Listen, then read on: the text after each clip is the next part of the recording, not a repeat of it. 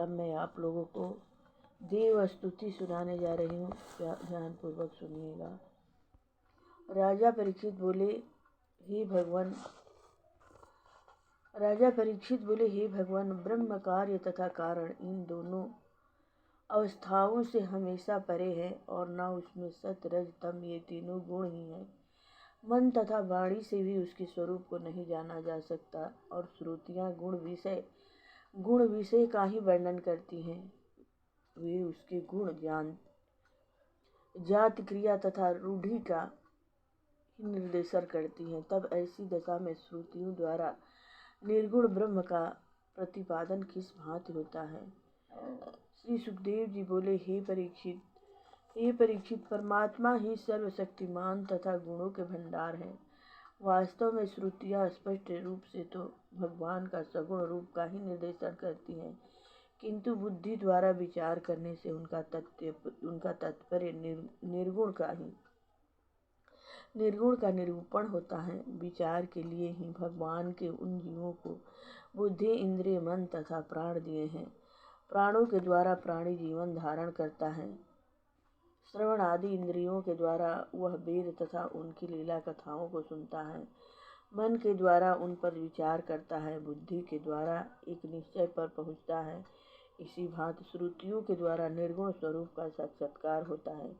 इसी कारण श्रुतियाँ पढ़ने में सगुण परक होते हुए भी उनके अर्थ में निर्गुण परक ही हैं।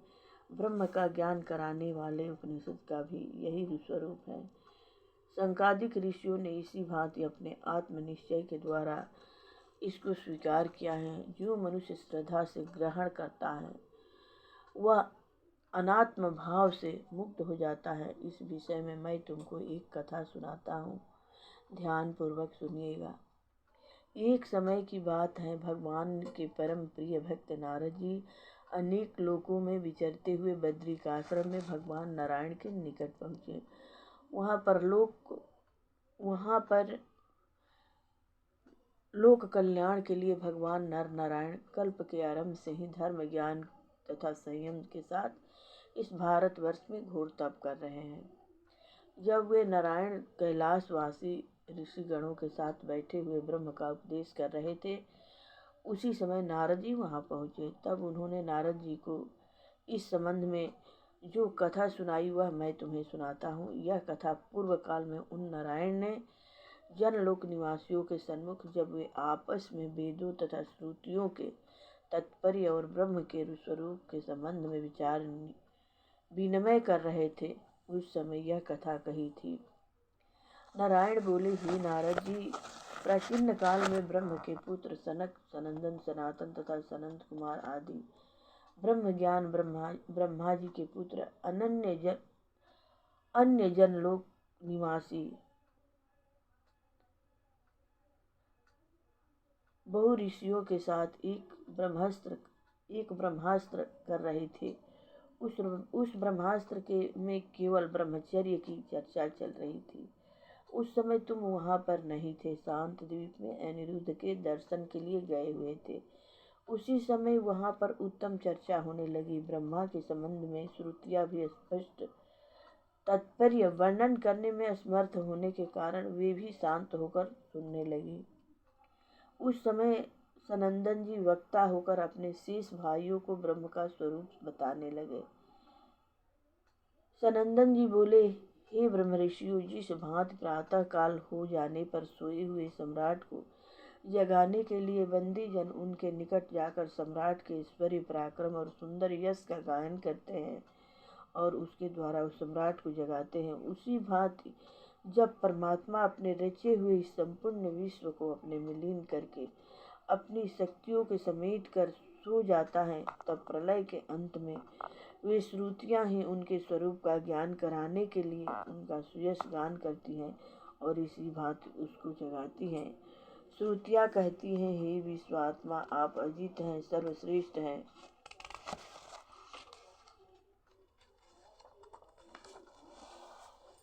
कोई भी शक्ति आपको जीत नहीं सकती। आपकी जय हो। हे परमात्मा, आप समस्त ऐश्वर्यों से परिपूर्ण हैं।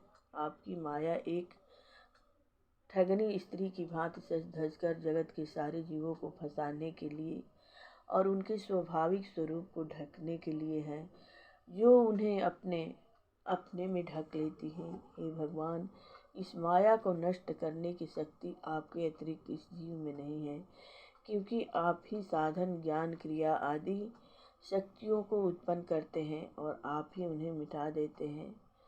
आप ही अपनी माया को मिटाने में समर्थ हैं। हम श्रुतियाँ ही इसका प्रमाण हैं। हे भगवान, हम आपके वास्तविक स्वरूप का वर्णन करने में अति असमर्थ हैं, किंतु अब आप अपनी माया के द्वारा सगुण रूप धारण कर लेते हैं, तब हम आपके स्वरूप का वर्णन भली भांति करती हैं। हे भगवान, हम श्रुतियों के द्वारा इंद्र, वरुण, अग्नि, वायु आदि देवताओं का वर्णन किया जाता है, किंतु हमारे सभी मंत्र अथवा मंत्र का अर्थ समझने वाले ऋषि इस सारे विश्व को ब्रह्मा का ही रूप मानते हैं, क्योंकि जिस समय यह विश्व नहीं था उस समय आप ही शेष थे। आप ही इस जगत की उत्पत्ति तथा प्रलय करते हैं। जिस भांति मिट्टी से बनने वाले बर्तन आदि मिट्टी में ही लीन हो जाते हैं, इसी भांति यह संपूर्ण विश्व आपसे उत्पन्न होकर आप में ही लीन हो जाते हैं, अतः आप निर्विकार हैं। ये इंद्र, वरुण आदि देवताओं का वर्णन जो हम श्रुतियाँ करती हैं, वह आप ही के स्वरूप का वर्णन है। हे भगवान, मनुष्य सत्व, रज, तम इन त्रिगुणों से बनी हुई माया में उलझ जाते हैं और आप एक चतुर नर की भांति अपनी माया को माया कर भूल जाते हैं और वे आत्मज्ञान के द्वारा अपने जन्म, मरण आदि दोषों को मिटाकर अपने परमानंद में मग्न हो जाते हैं। हे परमात्मा, जीव का मुख्य उद्देश्य यही है कि वह आपकी सेवा करे और आपके आज्ञाओं का पालन करे और आप में लीन हो जावे। यदि जीवनधारी प्राणी ऐसा नहीं करता है तो उसका शरीर केवल श्वास की धौकनी है और उसका जीवन वृथा है। आपकी प्राप्ति के परमानंद के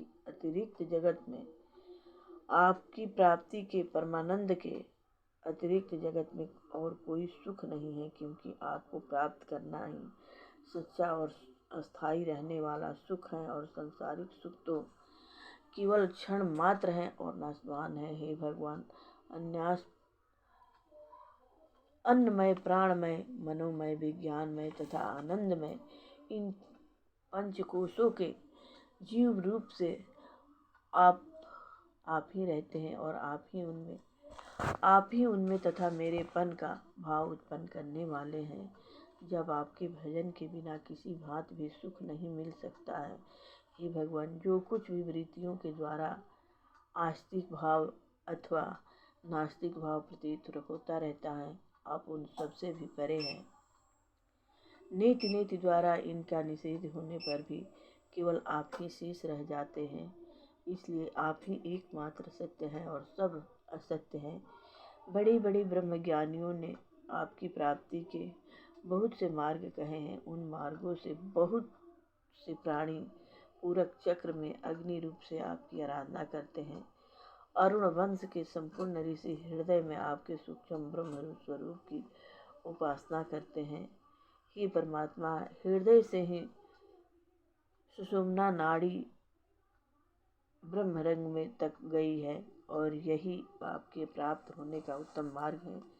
जो योगी पुरुष इस उत्तम मार्ग को जान लेता है, वह उससे ऊपर बढ़कर जन्म मृत्यु से छुटकारा पा जाता है। हे परमात्मा, पशु, पक्षी, वृक्ष, लता, मनुष्य, देवता, यक्ष, राक्षस आदि जितनी भी योनियां हैं, वे सब आपने ही बनाई हैं और आप ही उन सब में प्रवेश करके उन रूपों में हैं। जिस भांति एक ही अग्नि छोटी बड़ी समस्त लकड़ियों में प्रविष्ट होती रहती है, उसी भांति आप भी भिन्न भिन्न रूपों में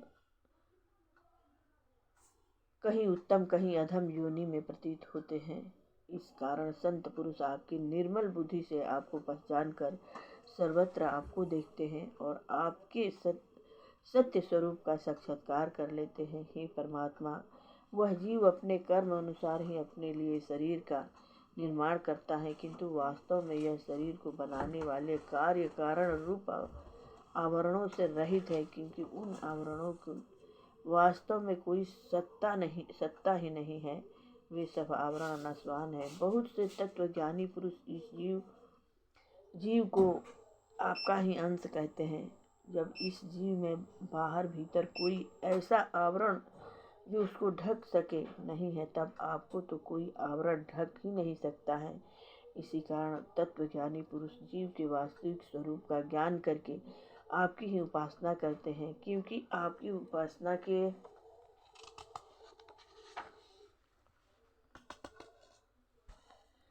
बिना अपने वास्तविक स्वरूप का ज्ञान किसी भांत नहीं हो सकता है। हे परमात्मा, आपके परमात्मा तत्व का ज्ञान होना अति कठिन है।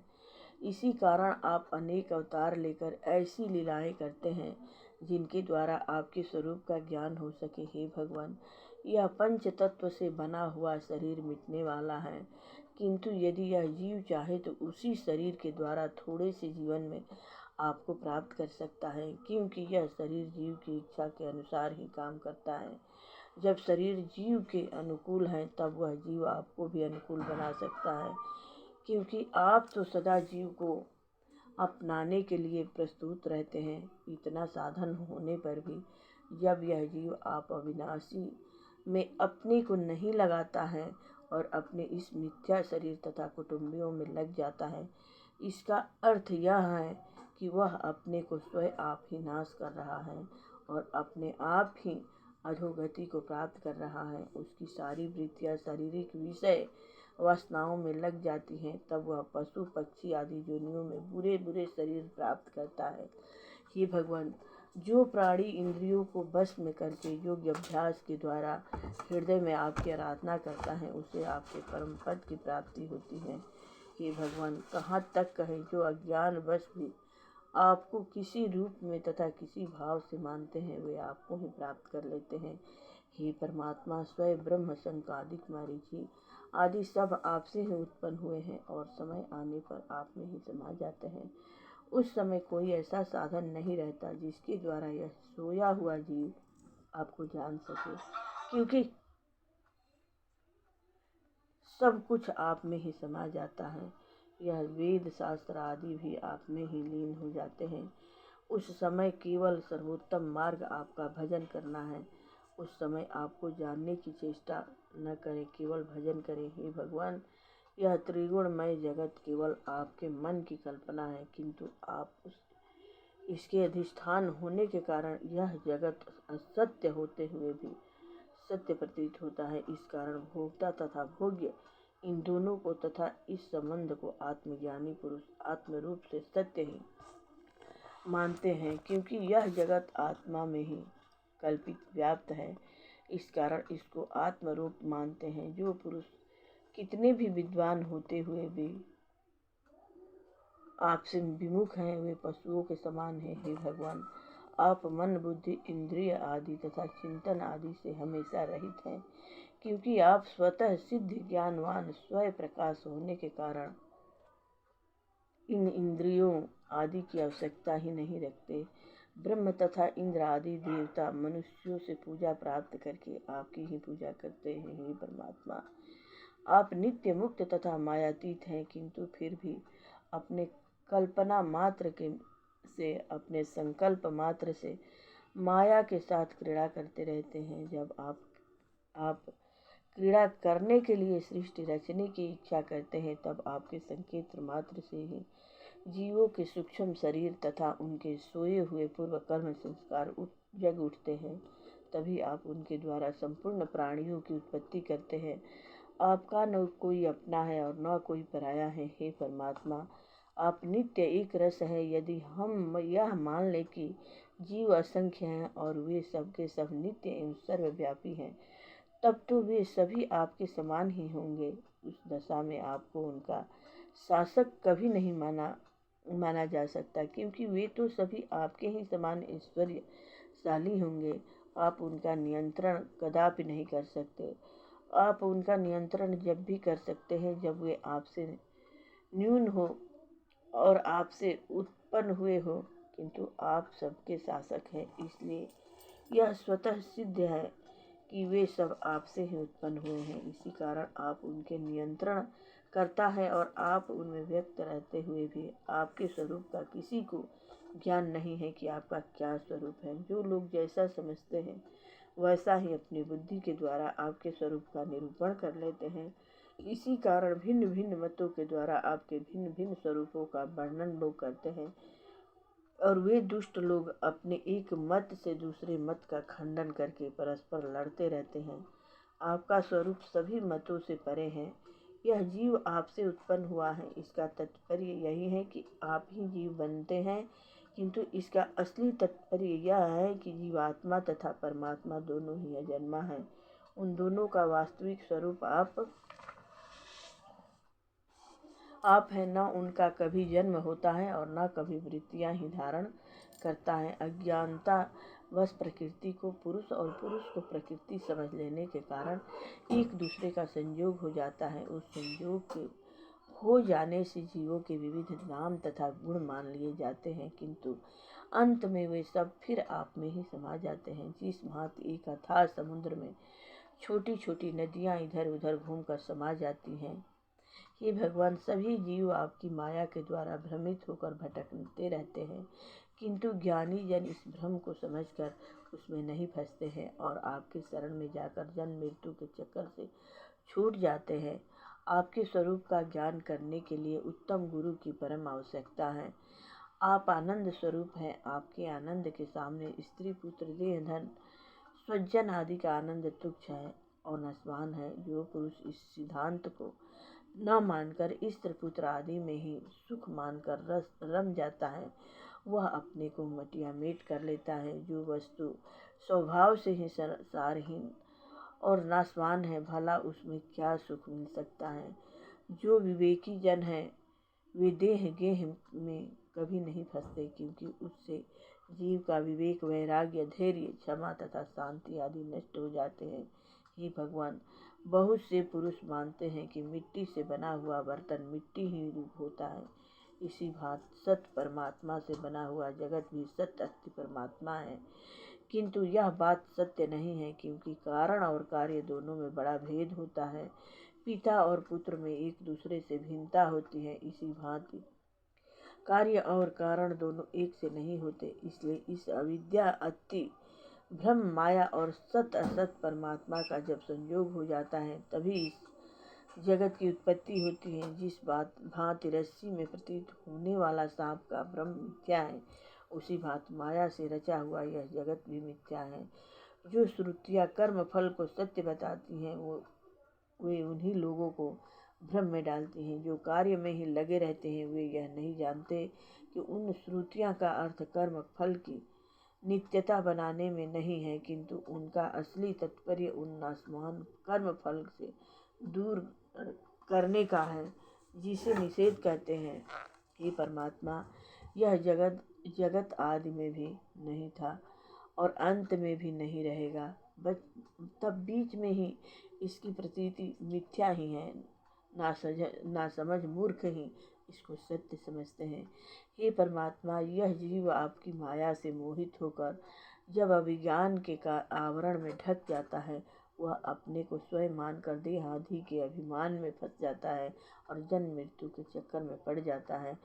आप अपनी माया से इसी भांति कोई संबंध नहीं रखते हैं, जैसे सर्प अपनी केचुल से कोई संबंध नहीं रखता है। इसी कारण आप संपूर्ण ऐश्वर्यों तथा अणिमा आदि सिद्धियों से युक्त रहते हैं। इसी कारण आपका ऐश्वर्य, धर्म, यश, श्री, ज्ञान तथा वैराग्य अनंत और अपरिमित है। जो बड़े बड़े ज्ञानी और योगी जन यह सब कुछ जानते हुए भी अपने मन को विषय वासनाओं में लगाए रहते हैं, उनकी दशा वही है जैसे कोई पुरुष कंठ में मणि डाल लेने पर इधर उधर खोजता फिरता है। जो पुरुष आपके वास्तविक स्वरूप को जान लेता है, वह भोग्य और भोक्तापन के फलों से दूर हो जाता है और वह आप में लीन हो जाता है। हे भगवान, जिनको आपके स्वरूप का ज्ञान नहीं है, वे भी आपकी लीलाओं तथा गुणों को सुनकर आपको अपने हृदय में बैठा लेते हैं और आपकी प्रेम भक्ति के द्वारा आपकी मोक्ष प्राप्त कर लेते हैं। ये ब्रह्म, इंद्र आदि देवता आपके ऐश्वर्य की थाह नहीं पा सकते हैं, क्योंकि आप में काल की गति से अपने से 10 गुने 7 आवरणों से युक्त असंख्य ब्रह्मांड एक साथ घूमते रहते हैं। तब भला एक ब्रह्मांड का ज्ञान रखने वाला ब्रह्म आपको कैसे जान सकता है। भगवान नारायण बोले, हे नारद, संकादिक ऋषियों ने इस महत् आत्मस्वरूप का उपदेश सुनकर सनंदन जी की अति पूजा की। श्री सुखदेव जी बोले, हे परीक्षित, देवर्षि नारद परम ज्ञानी, नैष्ठिक, परम ब्रह्मचारी, संयमी तथा पुण्यकाम है। उन्होंने भगवान नारायण का उपदेश अपने हृदय में ग्रहण कर लिया और उनको प्रणाम करके स्वयं मेरे पिता कृष्ण देवयान के आश्रम को चल दिए। मेरे पिता ने नारद जी का बड़ा स्वागत किया। जब वे आश्रम पर विराजमान हो गए तब उन्होंने भगवान नारायण के द्वारा सुनी हुई उन वेद श्रुतियों का उपदेश मेरे पिता को दिया। हे परीक्षित, तुमने जो प्रश्न किया था उसका उत्तर मैंने दे दिया। प्रेम से बोलिए, मंगलमय भगवान की जय हो। जय जय भागवत ग्रंथ की जय हो। जय सुख संगादि की जय हो। जय जय प्रभु नर नारायण की जय हो। जय जय भगवान विष्णु की जय। अनंत संकर्षण प्रद्युम्न की जय हो। जय जय मंगलमय भगवान की जय हो। श्री भागवत भगवान की है आरती, पापियों को पाप से है तारती। श्री भागवत भगवान की है आरती, पापियों को पाप से है तारती। ये अमर ग्रंथ, ये मुक्ति पंथ, ये पंचम वेद निराला है। नवज्योति जगाने वाला है। हर नाम यही, हर यान यही, जग के मंगल की आरती, जग के मंगल की आरती। पापियों को पाप से है तारती। ये शांत गीत पावन पुनीत, पापों को मुटाने वाला है, हरि दर्श कराने वाला है। ये सुख करनी, ये दुख हरणी, श्री मधुसूदन की आरती, श्री मधुसूदन की आरती। पापियों को पाप से है तारती। ये मधुर बोल मम पंथ खोल, सन्मार्ग बताने वाला है, बिगड़ी को बनाने वाला है। श्री राम यही, घन श्याम यही, प्रभु की महिमा की आरती, प्रभु की महिमा की आरती। पापियों को पाप से है तारती। ये अमर ग्रंथ, ये मुक्ति पंथ, ये पंचम वेद निराला है। नवज्योति जगाने वाला है। ये शांत गीत पावन पुनीत, पापों को मिटाने वाला है, हरि दर्श कराने वाला है। ये सुख करणी, ये दुख हरणी, ये सुख करणी, ये दुख हरणी। ये मधुर बोल मम पंथ खोल, सन्मार्ग बताने वाला है, बिगड़ी को बनाने वाला है। श्री राम यही, घनश्याम यही, प्रभु की महिमा की आरती, हरि की महिमा की